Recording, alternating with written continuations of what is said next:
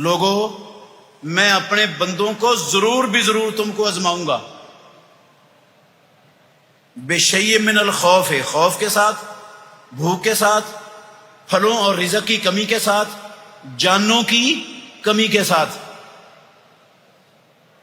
وبشر الصابرین، اور جو ان آزمائشوں میں کوئی فوت ہو گیا ہے، کوئی پھلوں کی کمی آ گئی ہے، کوئی رزق کی کمی آ گئی ہے، کوئی تکلیف اور بیماری آ گئی ہے، جو ان آنے والی آفتوں پر صبر کرتا ہے، وبشر الصابرین، اللہ کہتے ہیں ان کو کیا سنا دو؟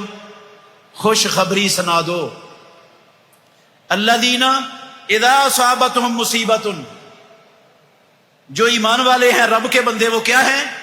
جب ان کو کوئی مصیبت آتی ہے تو وہ جزا فضا نہیں کرتے، بے صبری نہیں کرتے، نوحہ نہیں کرتے، چیخو پکار نہیں کرتے، اپنے سینے اور کمر کو نہیں پیٹتے، اپنے گریبان چاک نہیں کرتے، بال نہیں بکھیرتے، وہ کیا کرتے ہیں؟ قالوا انا للہ و انا الیہ راجعون، وہ کہتے ہیں ہم اللہ کے ہی لیے ہیں اور اللہ کی طرف ہی لوٹنے والے ہیں۔ اگر ان کا کوئی عزیز دنیا سے چلے جائے تو اس پر واویلا نہیں کرتے، چیخو پکار نہیں کرتے، بلکہ کیا کرتے ہیں؟ انا للہ و انا الیہ راجعون پڑھتے ہیں اور صبر کرتے ہیں، اور اللہ ایسے صبر کرنے والوں کو بہت بڑا اجر عطا فرماتا ہے۔ تو اس سے کیا ثابت ہوتا ہے؟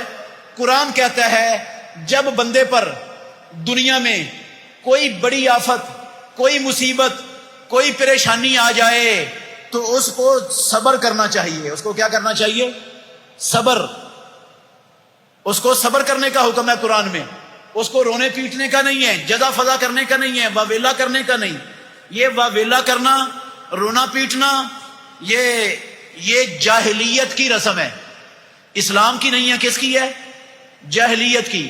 پیارے پیغمبر نے کہا لیسا منا من ضرب الخدود وشق الجیوب ودعا بدعوی الجاہلیت، جو بندہ کسی مصیبت آنے پر اپنا گریبان چاک کرتا ہے، اپنا چہرہ پیٹتا ہے اور دہائی دیتا ہے، واہ ویلا کرتا ہے، چیخو پکار کرتا ہے، لیسا منا، محمد الرسول اللہ صلی اللہ علیہ وسلم کہتے ہیں ایسے لوگ ہم میں سے نہیں ہیں، ان کا ہمارے ساتھ، محمد الرسول اللہ کے ساتھ کوئی رشتہ نہیں، کوئی تعلق نہیں ہے ان لوگوں کا جو مصیبت آنے پر گریبان چاک کر لیتے ہیں، سینہ پیٹتے ہیں، منہ پیٹتے ہیں اور نوحہ کرتے ہیں، چیخو پکار کرتے ہیں، وہ ہم میں سے نہیں، میرے ساتھ ان کا کوئی تعلق نہیں، اللہ کے نبی کہتے ہیں۔ پیارے پیغمبر نے فرمایا یہ نوحہ کرنے والے لوگ، کسی کی وفات پر واہ ویلا، چیخو پکار، بے صبری کرنے والے لوگ، یہ نوحہ کرنے والے لوگ، اگر نوحہ کرنے والی عورت مرنے سے پہلے توبہ نہیں کرتی تو قیامت والے دن جب اس کو کھڑا کیا جائے گا، اس کے جسم پر خارش کی قمیض ہوگی اور اس کے ٹانگوں پر گندک کی شلوار ہوگی، گندک جس کو آگ بڑی جلدی سے پکڑ لیتی ہے، یہ عذاب اس کو ہو رہا ہوگا۔ یہ نوحہ کرنے والے، چیخو پکار کرنے والوں کو، بے صبری کرنے والوں کو۔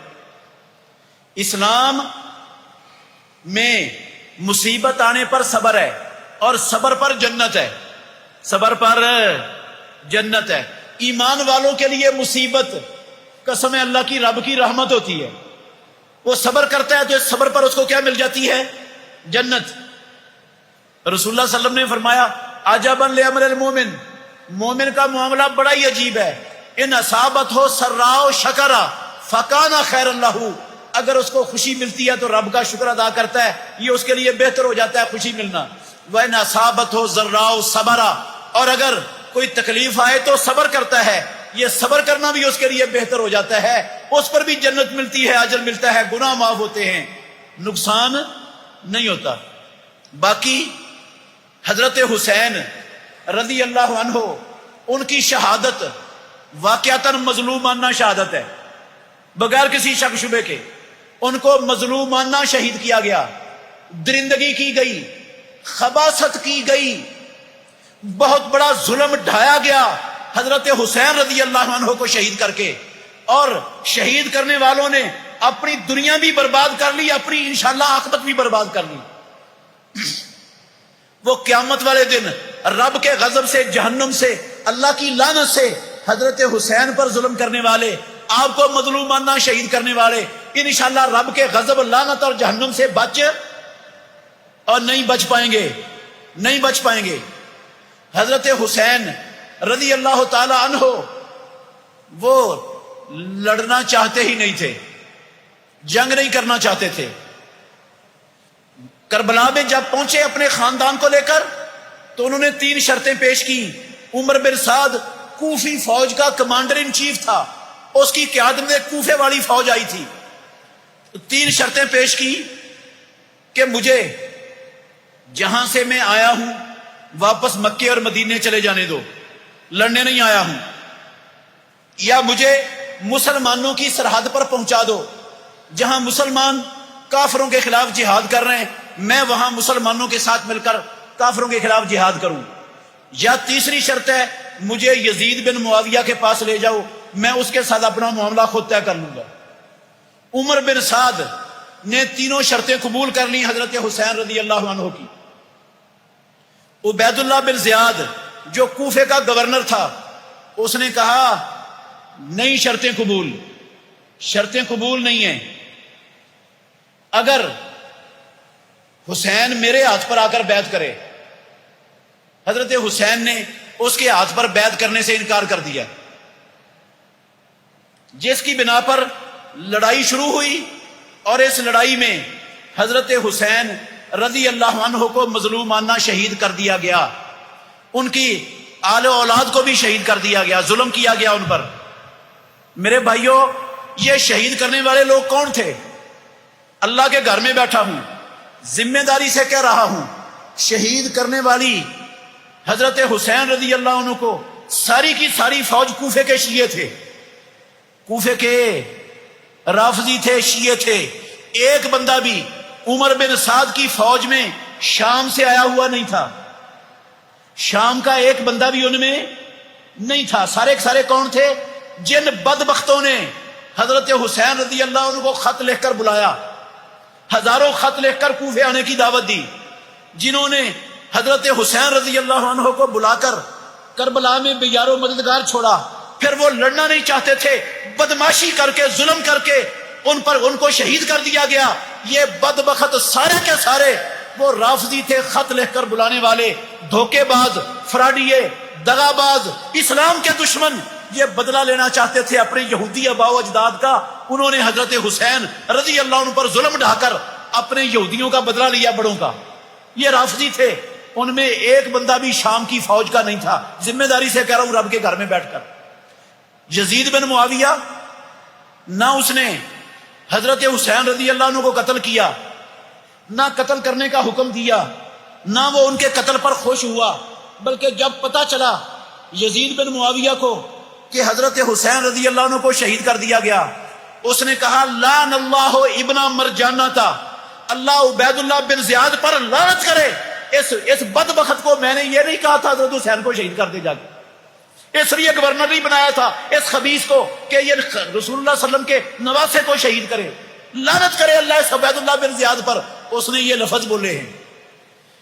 ہوا اصل میں یہ ہے، بلانے والے بھی خود، بے یار و مددگار چھوڑنے والے بھی خود، حضرت حسین رضی اللہ عنہ کو مظلومانہ شہید کرنے والے بھی خود، اور الزام لگا دیا کس پر؟ یزید بن معاویہ پر۔ یہ بالکل ایسے ہی ہوا، بالکل ایسے ہوا جیسے حضرت یوسف علیہ السلام کے بھائیوں نے باپ سے یوسف علیہ السلام کو لیا، خود کنویں میں ڈالا، جھوٹا خون لگا کر وہ باپ کے پاس جا کر رونا پیٹنا شروع ہو گئے، ہائے ابا مارے گئے، ہائے ابا یوسف کو بھیڑیا کھا گیا۔ وہ آ کر بھونکنا شروع ہو گئے یعقوب علیہ السلام کے پاس، ہاں الزام لگا دیا کس پر؟ بھیڑیے پر۔ کنویں میں کس نے پھینکا تھا؟ خود نے پھینکا تھا، الزام اس پر لگا دیا۔ انہوں نے قتل حضرت حسین رضی اللہ عنہ کو خود کیا، اور بدبختوں نے الزام لگا دیا شام میں بیٹھے ہوئے یزید بن معاویہ پر، جس کا کوئی تعلق ہی نہیں ہے حضرت حسین رضی اللہ عنہ کی شہادت کے ساتھ۔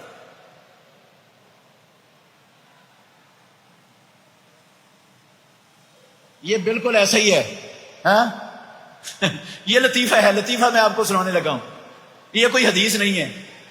کہتے ہیں وہ کھیر پکی ہوئی تھی نا کسی کے گھر میں، تو مولوی صاحب کو پتا چلا کہ بڑی جو ہے نا وہ اسپیشل میووں والی کھیر پکی ہوئی ہے، ہر قسم کے میوے اس میں ڈالے گئے ہیں، زعفران بھی ڈالا گیا ہے۔ اب وہ مولوی کو تو رات نیند ہی نہیں آ رہی تھی اس کھیر کے چکر میں، وہ رات گیا ساری کھیر کھا گیا چوری، اور تھوڑی سی کھیر کٹے کے منہ کو مڑایا، کٹے کو منہ کو مل دی۔ کیوں؟ تاکہ صبح اٹھیں تو پتا چلے کہ یہ کٹے نے کھیر کھائی ہے، وہ کٹے پر غصہ نکالیں میں نہ پکڑا جاؤں۔ یہی کام ان رافضیوں بدبختوں نے کیا حضرت حسین رضی اللہ عنہ کے ساتھ، ان کو بلا کر شہید کیا اور الزام لگا دیا، خون مال دیا یزید بن معاویہ کے منہ پر۔